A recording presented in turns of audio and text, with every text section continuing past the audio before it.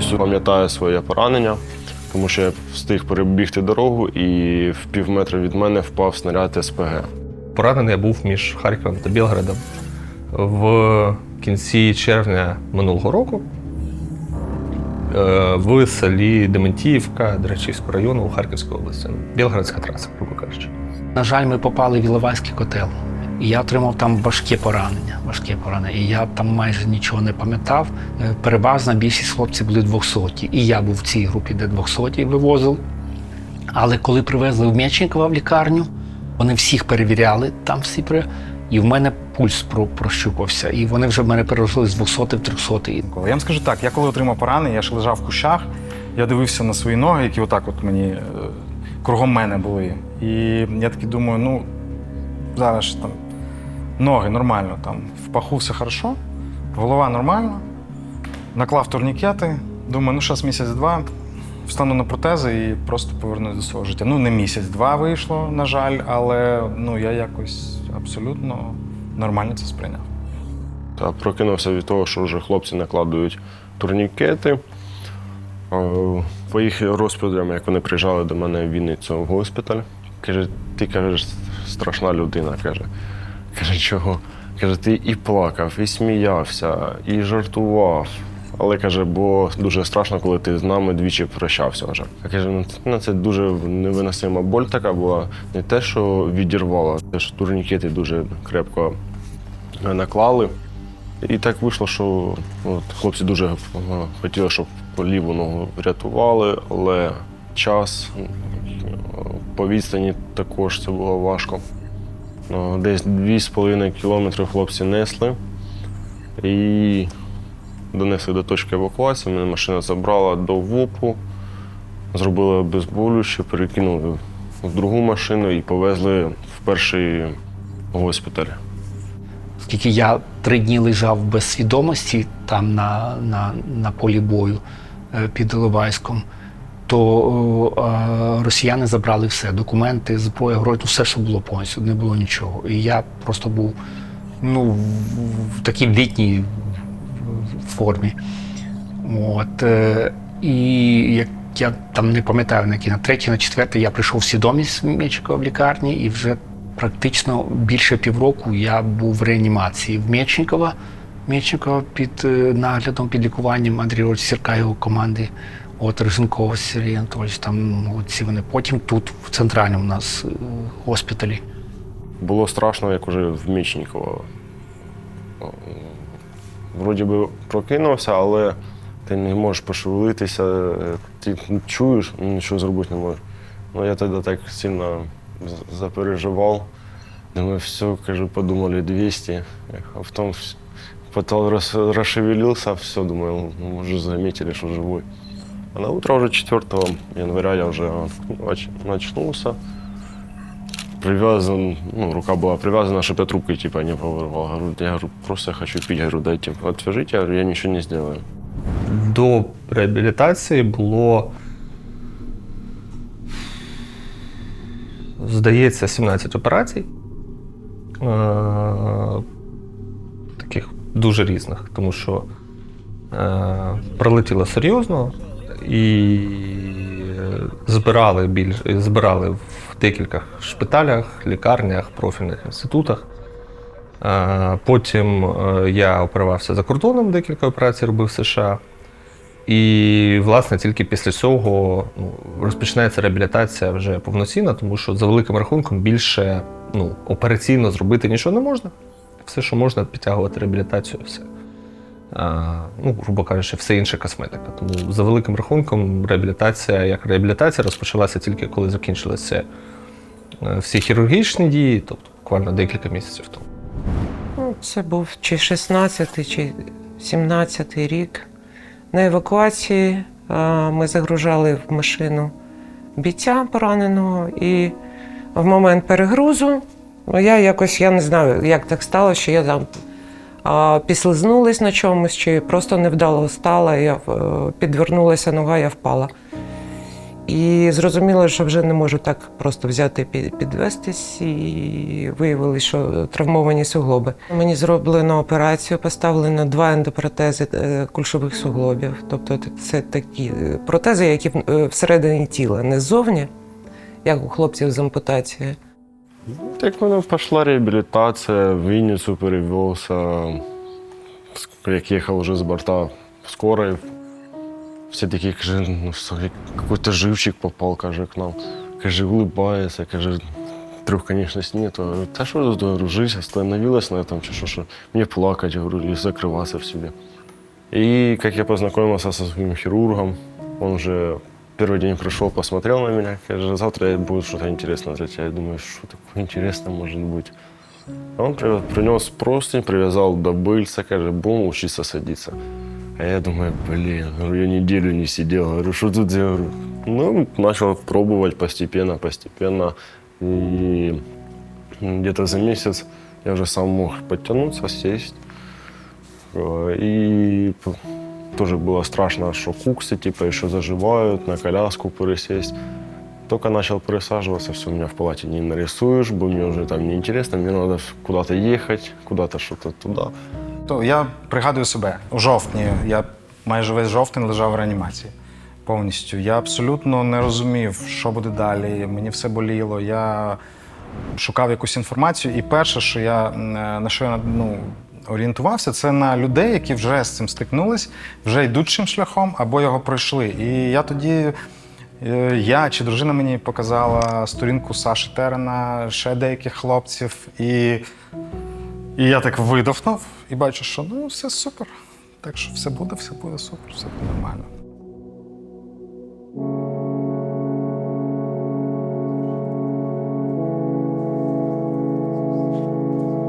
Зараз я знімаю наших військових. Проект називається «Скульптурний».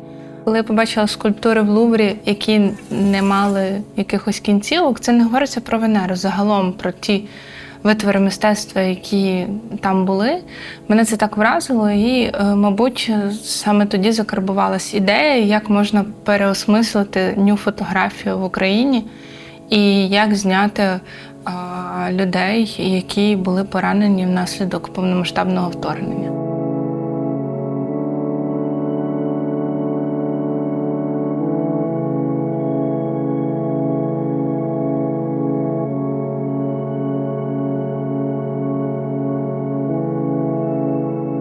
Я вважаю, що це теж певна документація і доволі сильна, бо рани загоюються, шкіра загоюється, шрами загоюються, вони вже не так виглядають усі. Час летить і швидко. Спочатку планували, що це буде моя соло-фотосесія, але мені хотілося, щоб дружина теж в цьому приймала участь, бо вона мене підштовхувала на це. І якось вона дуже швидко погодилась, і ми відзняли. Я хочу показати, і хотів, напевно, цим показати. І гадаю, що Марта хоче цим показати, що я абсолютно не стидаюсь жодним чином своїх травм. Я пишаюся своїми травмами об'єктивно. Я вважаю, що це мої медалі, це мої ордена. І так і має бути. І кожна людина, яка стикається з такими проблемами, саме так має сприймати це все.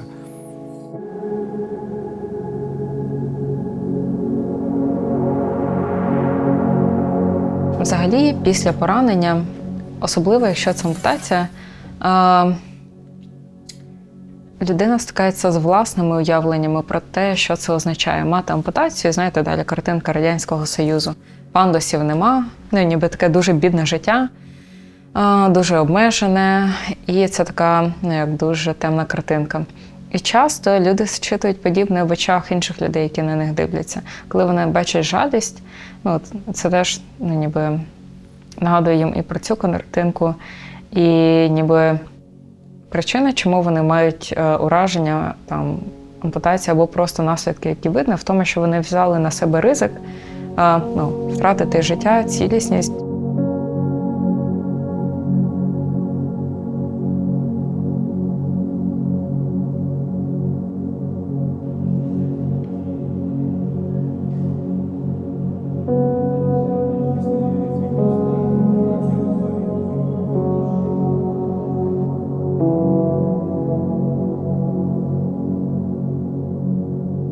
Я коли приходжу в центр, я розумію, ось це наші пацієнти, я тут можу з ними, особливо з тими, кого я вже знаю, значить, можу там десь пожартувати, десь щось спитати. Але коли я йду містом і бачу, наприклад, когось на протезі, чесно, я розумію, що це трошки інша ситуація, і я цю людину не знаю, ну і в мене самого виникають от такі думки, ну ніби десь там проскакую, чи йому махнути головою, чи сказати добрий день, чи там руку потиснути, чи взагалі нічого не говорити, чи дивитися в інший бік. Ну тобто, я думаю, багато хто з нас переживає це в суспільстві, коли стикається з людиною, яка має певну ампутацію або протез. Так? Тому що я кажу, я тут працюю, я ніби вже мав би до цього звикнути. Але я сам гублюся так трішки, коли бачу когось в якійсь реальності. Багато хто насправді підходить, багато хто спілкується. Я наразі це підтримую. Я люблю, коли люди зі мною взаємодіють, коли цікавляться, коли співчувають, коли щось намагаються зробити. Посміхнутись, привітатись. Це дуже приємно, ти завжди це помічаєш насправді. Але є, звісно, ті, кому ти відчуваєш, просто неприємно бачити людину з травмами, чи вони не знають, як себе поводити. Але я часто стикаюся з тим, що людина просто відвертається, коли проходить повз мене чи нас, якщо ми з кимось з хлопців. Частіше за все це, до речі, роблять чоловіки. Тому якось так. Це відчувається зазвичай, коли люди так реагують. Тому що, окей, у мене є досвід ходіння по формі в місті. І я знаю, як це відчувається, коли, або там різко починають втикати в телефон, і робити вигляд, що тебе нема, або навпаки, на тебе прямо йдуть і, проважають тебе поглядом. Ви знаєте, одна з найчастіших фраз, що я чую в свій бік, це «Мамо, дивись, в дядька залізні ноги». Це може бути прямо на весь парк. Тобто.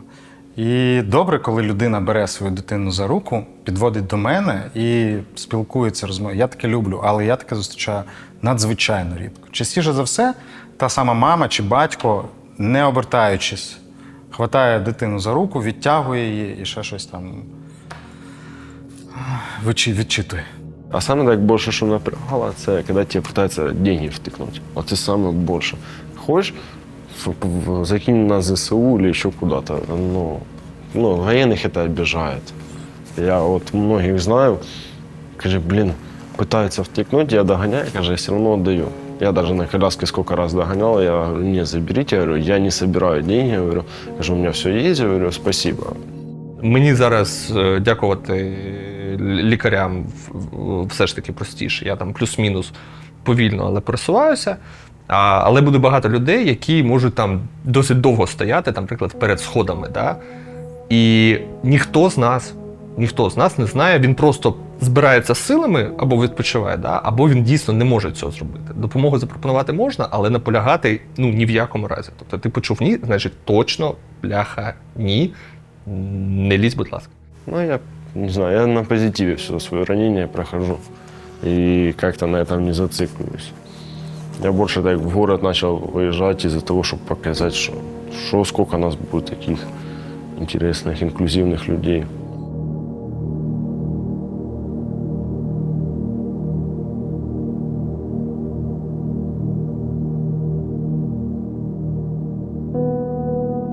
Ездил в отпуске в Запорожье за своим товарищем, и так вышло, что пандуса не было. Мы на заправке остановились. Говорю, а что у вас? Я говорю, рельс, пандуса нету. Каже, а зачем нам?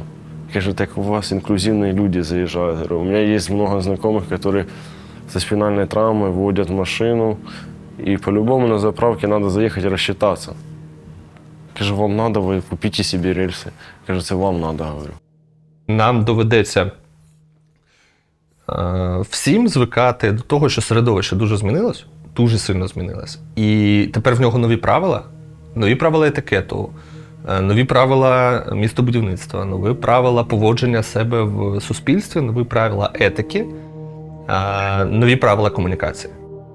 Така формула якась вимальовується, що потрібно просто ставитися як і до інших людей.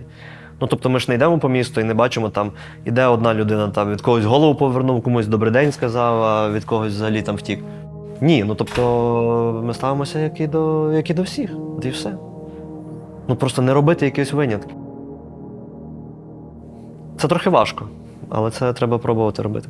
Коли є ампутації, ми не знаємо, як на це дивитися, шукати своїх способів дивитися. Коли я відчуваю вдячність і не знаю, як прокомунікувати, мати сміливість пробувати, поки в мене не напрацюється якийсь природній для мене спосіб сказати це, ну або просто показати це. А дуже важливо розуміти, чого не треба робити. А далі серце вже підкаже. Насправді не треба жаліти. От жалість – це точно не те, що їм потрібно. А їм потрібна повага, в першу чергу. Повага і визнання факту їх героїзму, їх вкладу в нашу перемогу, в наше майбутнє. Може бути співчуття, любов – це в першу чергу. І постарайтесь просто зрозуміти, що він відчуває. Що відчуває людина, яка втратила здоров'я, кінцівки, багато чого на шляху до мети. Тому що людина, вона була і є достатньо сміливою для того, щоб ризикнути так сильно, заради того, в що вона вірить. І це один з можливих наслідків цього ризику. Це не говорить нічого про саму людину. Це говорить про те, що вона була сміливіша, ніж ми. А люди, які втратили 2 ноги, наприклад, починають ходити, починають їздити на автомобілях. Деякі пацієнти стрибають з роуп-джампінгу, тобто прив'язується шнурок, і людина з протезом ноги стрибає. І при тому, що лікарі казали, так, йому можна стрибнути, все добре, тільки нехай протез зніме, щоб він не відпав в польоті. А стрибаємо на арені Львів з даху, там 34 метри висота. І людина, яка дійсно з протезом ноги, людина каже, я вже маю ногу. Як я можу свою ногу зняти? І він стрибає, протез не відпадає, і все нормально. Він стрибає першим. Після нього, наприклад, стрибають, люди з руками такі цілі і бояться стрибнути. А тут якось людина, напевне, хоче сама собі довести, що вона жива, що вона знову може переживати якісь класні емоції.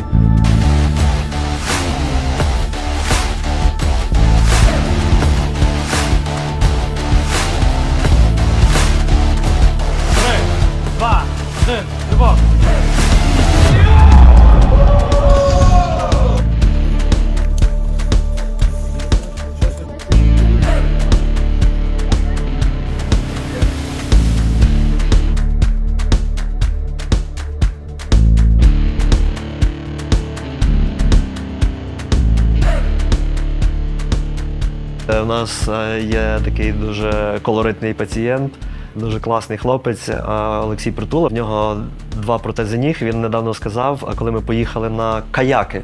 Він сів в каяк і все, і все. І він такий, як всі, він собі плаває. Він навіть дуже круто виглядає, він такий, знаєте, весь, має такий гарний імідж такого вікінга.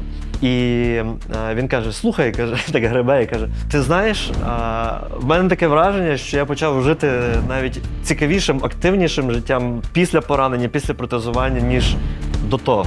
Для когось втрата пальця – це кінець життя, а для когось втрата обох рук – це просто якийсь крок вперед, трохи в іншій іпостасі, та й все. Тому жодної жалості, вперед. Це круто, це виклик. Тобто... Знову ж не те, щоб ми не мали людей, які мали ураження суттєві, і навіть до 2014 року. Так? Але політика Союзу була в тому, щоб сховати цих людей. І в нас немає оцієї інтегрованості. Ми не звикли бачити один одного такими. Ми не звикли, що це так само комунікувати, це просто інше тіло. Так? Це так само природньо не мати ноги після обстрілу або після міни, як мати її, коли ми не мали досвіду участі в бойових діях або ще щось там. Тобто це так само нормально втратити кінцівку, коли відбулося те, що її що наносить таке ураження. Під час війни люди отримують поранення, люди гинуть, стирають з обличчя землі цілі міста. Це війна. І для війни це нормально. Ненормально, коли ми забуваємо про тих, хто стримує оце все. Той, хто тримає фронт. Оцього я не можу зрозуміти. Ніщо не буде бити по ветеранам сильніше, ніж відчуття того, що суспільство не оцінило їхню жертовність. І оце може бути катастрофа. Не стільки гроші, не стільки відсутність, наявність роботи, не стільки кар'єрне зростання або ще щось, скільки відчуття того, що ти ризикував життям, бачив таке, що ніколи не хотів побачити, а в результаті тобі суспільство фактично говорить,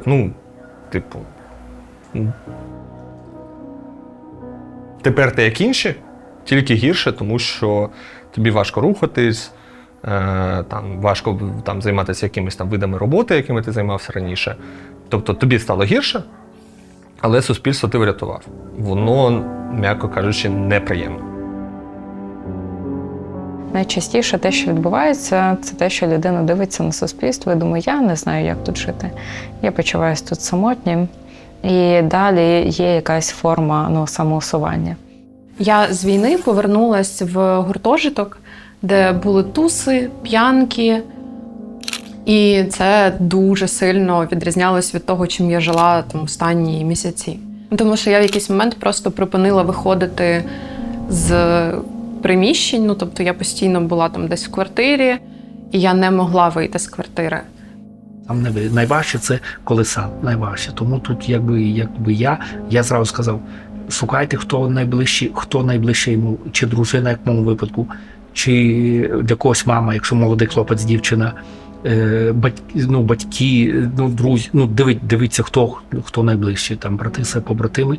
Але найгірше, щоб ніколи не бути одному, бо, на жаль, декілька моїх побратимів з 14 року, на жаль, і самогубство, бо були одні і нікому. Це найважче, щоб завжди був. Тобто, ідеальний варіант, кажу, це так, в мене, що дружина. В принципі, було б добре, щоб після будь-яких масивних подій ми б звірялися, робили б якісь чекапи. Хороша історія – це фізичні чекапи, коли ми йдемо в медичну установу і робимо щорічний чекап. І робити чекап по психічному здоров'ю, особливо коли ми знаємо, що ми прожили якісь інтенсивні події, це щось, що було б корисним, тому що ми не завжди зауважуємо свою симптоматику. Ми не завжди знаємо, як її розпізнати, ми сумніваємось, це депресія, чи я просто сумую, я сумую просто довше, ніж зазвичай, чи це щось інше. І обстеження – це один з таких варіантів. Визначальним є психологічна. І вони десь 80-90% це було психологічне, відновлення психологічне. Після цих десь від місяця до 2 я вже майже перестав так реагувати дуже сильно на десь якісь хлопки, вибухи такі, не вибухи, а хлопки, скажімо, чи різкий дитячий крик, чи машина, чи сигнал, чи гроса десь. Бо перед цим мені хотілося завжди ходити з автоматом, щоб була біля мене зброя, щоб я рахував, що це якась небезпека, розумієш. Я швидко реагував, що значить треба це і все.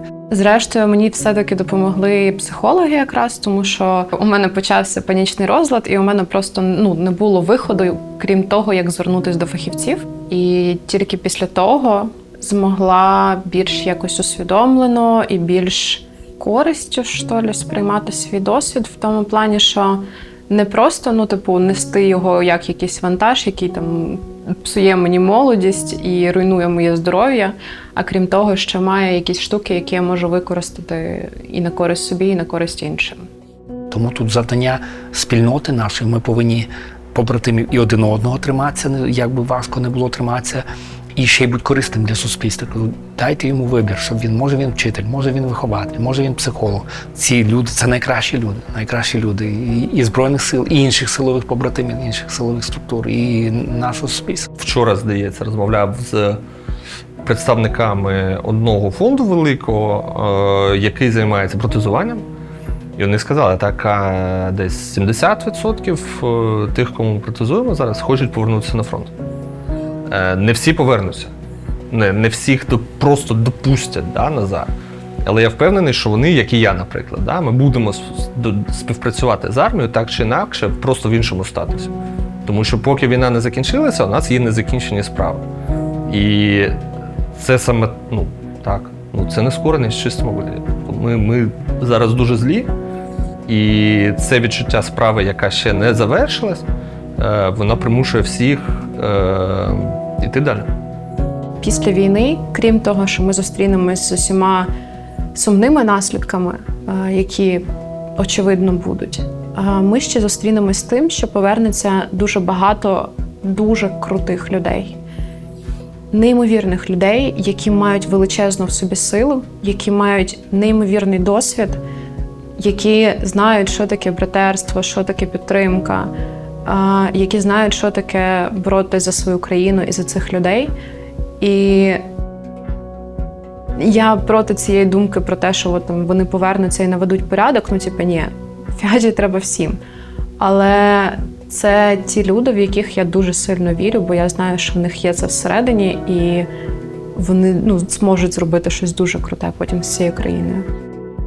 Мені б, чесно кажучи, хотілося, щоб ветерани після війни, наші ветерани, хотіли збиратися між собою, хотіли розмовляти між собою, хотіли, звичайно, що згадувати тих, хто загинув, згадувати якісь важкі моменти, але щоб це для нас була така мить, що ми стали на сторону світла, ми захистили свої домівки, і це дуже важливо. Якби повернутися в 24 лютого або раніше, хто раніше пішов, що ми б не змінили свого рішення. Не змінили. Ми б знову пішли, знову пережили те саме. І що ми пишаємося цим вибором, а не бачимо в ньому помилку. Оце важливо. Важливо, щоб ветерани відчували, що вони зробили правильно, і що вони пишаються собою і тим, що вони зробили.